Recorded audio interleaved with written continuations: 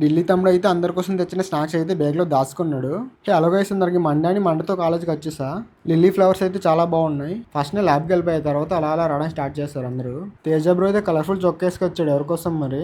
రమాదేవి అయితే science day రోజు ఇచ్చిన గిఫ్ట్ అయితే తిప్పుతుంది బ్యాగ్లో అందరు చూపించడానికి. అలా అన్నని గుడ్ల గుబ్బ కల్లేసుకొని చూస్తుంది. తర్వాత చాక్లెట్ తీసింది, అది తిందాం అనుకుంటే అది ఉట్టి కవర్ అనమాట. తర్వాత సెమినార్ హాల్లో చిన్న మీటింగ్ ఉంది, అందరినీ రమ్మన్నారు. సీఆర్ ఏమో నా పక్కకు వస్తాడు.